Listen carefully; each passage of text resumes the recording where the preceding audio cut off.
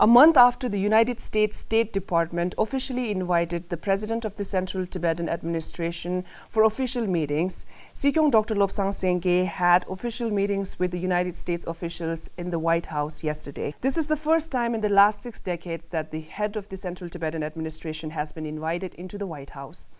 This evening, we will talk with CTA Dr. Lobsang Sangay from United States on his meetings in the White House and the significance of the visit. Whom did you meet in the United States White House this time, and what did you discuss? Yes, I met, officials at the White House, those who work generally on, Asia-related issues. So there were staff members from both the president and vice president's office. So, it was a great honor for me because after 6 decades now, the president of CTA is formally invited to and allowed to enter the White House. For the last 6 decades, and particularly for the last 9+ years when I have been going to DC, they always say, you represent Tibetan government exiles, so allowing you to enter either the State Department or White House amounts to recognizing Tibetan government exile. So last month, we made a breakthrough with the State Department with the permission or consent of the Secretary of State, Mike Pompeo, and yesterday with the consent of the highest official of this White House. So it means a lot because we've been in exile for the last 6 decades, and everywhere we go, we look for recognition and acceptance. That CTA does reflect and represent the aspirations and wishes of Tibetans inside Tibet. And CTA is a democratically elected body, and reflects the democratic values. So to have that recognition, and it's a big deal, I think. So we've been making a bit of a noise and efforts, and finally it happened. So thinking about Tibetans inside Tibet, and I felt, okay, this is a message of hope for them, and this is a message of solidarity all the way from the White House to 6 million Tibetans in Tibet. What are the implications and significance of the meetings and invitations taking place lately? Why were you or any other officials of the Central Tibetan Administration were not allowed to enter in the White House in official capacity earlier?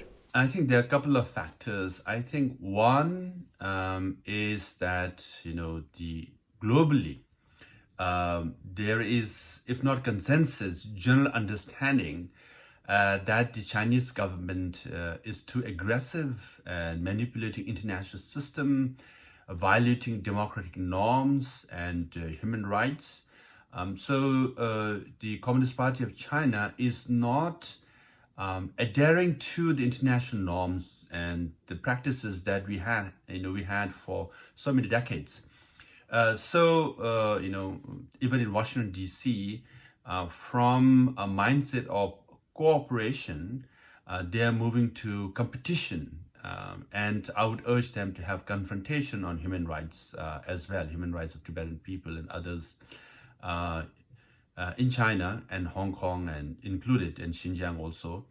So in that context, I think, they felt that under the leadership of His Holiness Dalai Lama, Tibetans have been practicing democracy, which ought to be acknowledged. And also at a personal level, having been to DC, I don't know, more than a dozen times, and met so many people, I have personal relationship, and they also felt, yes, we know you well, and we will also go out of our way to have you invited to the State Department and the White House. I mean, it takes a bit of discussion, even within a department, interagency, a lot of debates and discussion, and consent and agreement from different agencies to come to this conclusion. It's a big deal that it took us some time, but finally CTA is here, right here in Washington, D.C. and in the White House. So the last week, the United States House passed a resolution affirming significance of the advocacy for genuine autonomy for Tibetans in the People's Republic of China and the work His Holiness the 14th Dalai Lama has done to promote global peace, harmony and understanding. What does the resolution mean for Tibet's freedom struggle? And tell us about one of the points in the resolution that calls for inviting His Holiness the Dalai Lama to a bipartisan bicameral forum. Yes, I've been coming to Washington, D.C., and this has been a talk that His Holiness should be invited to address the U.S. Congress. So, more than a year ago, I and Ngudu Singla, we met Congressman Ted Yoho, and he was very supportive. He really had some issues against the Communist Party of China. And during the second time, he proposed that, he would like to invite His Holiness to address the U.S. Congress and whether His Holiness would come or not. And I said, yes, we will seek the blessing of His Holiness Dalai Lama. And upon my return to Dharamsala, His Holiness kindly consented to address the Congress or members of the Congress.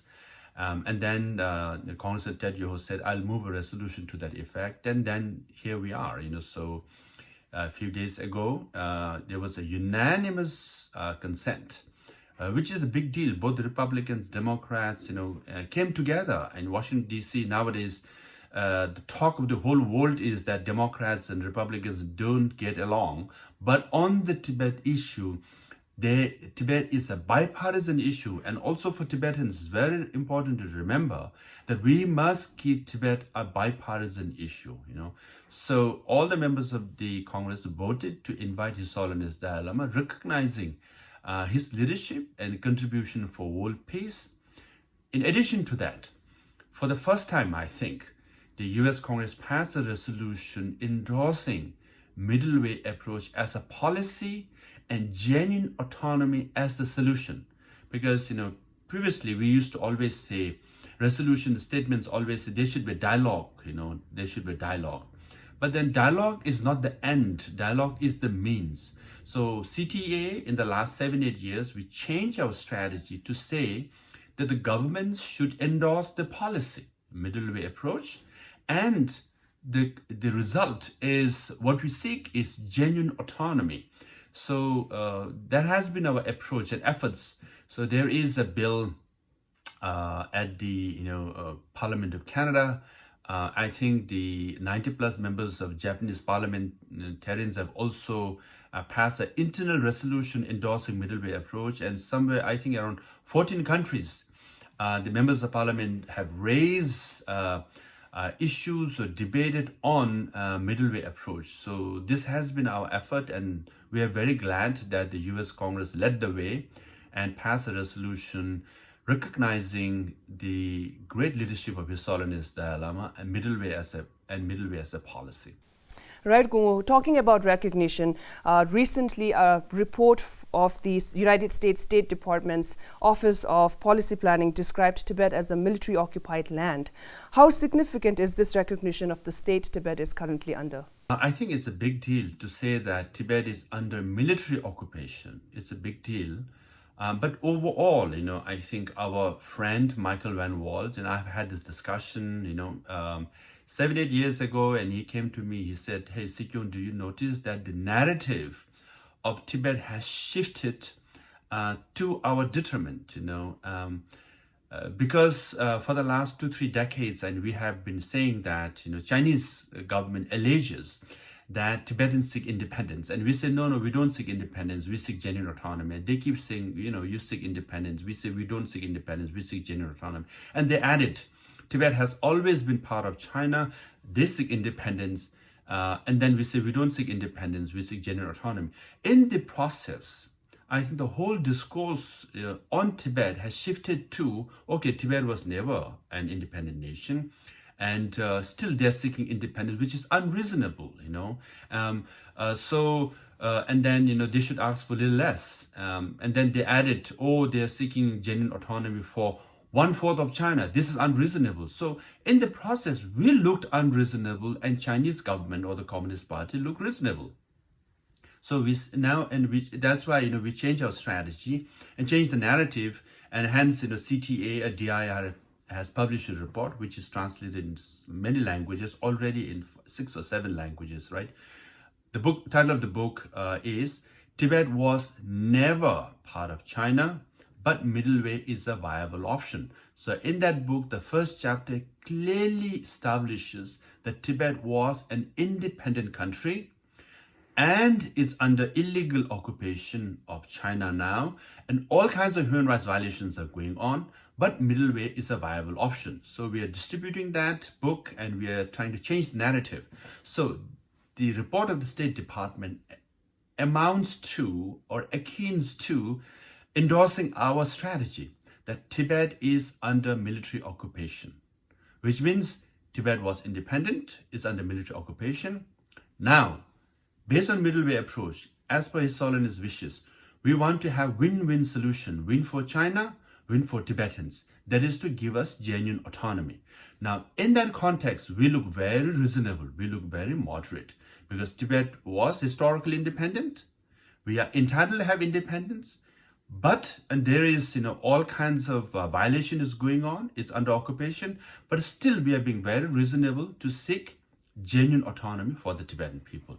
So we are trying to change the narrative, and the resolution and the report of the State Department helps us support that narrative.